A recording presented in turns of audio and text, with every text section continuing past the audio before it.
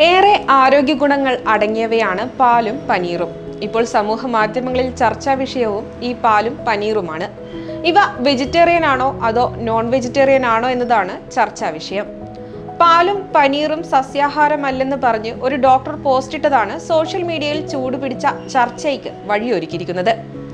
പാലും പാലുൽപ്പന്നമായ പനീറും മൃഗങ്ങളിൽ നിന്നുള്ളതായതിനാൽ അതിനെ സസ്യാഹാരമായി കണക്കാക്കാൻ സാധിക്കില്ലെന്നാണ് എക്സിലൂടെ ഡോക്ടർ സിൽവിയ കർപ്പകം അഭിപ്രായപ്പെട്ടത്. ഡോക്ടർ സുനിത സായമഗാരു എന്ന വ്യക്തിയുടെ പോസ്റ്റ് റീഷെയർ ചെയ്താണ് ഡോക്ടർ സിൽവിയ കർപ്പകം അഭിപ്രായ പ്രകടനം നടത്തിയത്. ഒരു വെജിറ്റേറിയൻ ഭക്ഷണത്തിന്റെ ചിത്രമാണ് സുനിത സായമഗാരു പങ്കുവച്ചത്.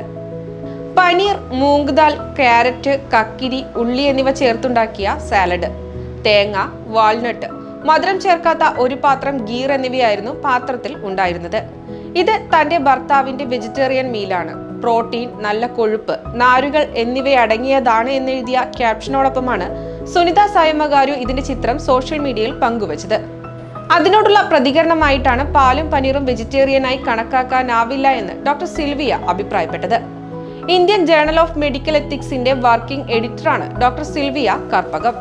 ചിക്കനും ബീഫും മത്സ്യവും ഒക്കെ പോലെ തന്നെയാണ് പാലും പനീറുമെന്നും ഡോക്ടർ സിൽവിയ അഭിപ്രായപ്പെട്ടു.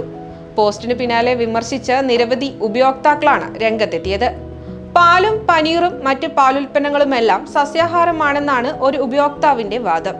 ഒരു മൃഗത്തിനെയും ഈ ഉൽപ്പന്നങ്ങൾക്കായി കൊല്ലുന്നില്ലെന്നും അതിനാൽ സസ്യാഹാരമാണെന്ന കാര്യത്തിൽ സംശയമില്ലെന്നും പലരും അഭിപ്രായപ്പെട്ടു. അങ്ങനെയാണെങ്കിൽ മുട്ട എങ്ങനെയാണ് നോൺ വെജ് ആകുന്നത്? കോഴിയെ കൊല്ലുന്നുണ്ടോ എന്നായിരുന്നു ഡോക്ടർ സിൽവിയയുടെ മറുചോദ്യം. ഡോക്ടറുടെ പരാമർശം ചില വ്യക്തികളിൽ പ്രകോപനം ഉണ്ടാക്കുകയാണെന്നും വിമർശനമുയർന്നിട്ടുണ്ട്.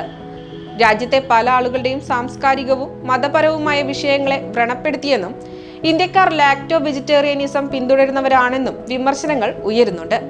എന്തായാലും പോസ്റ്റിനെ ചൊല്ലി വലിയ ചർച്ചയാണ് സോഷ്യൽ മീഡിയയിൽ നടക്കുന്നത്.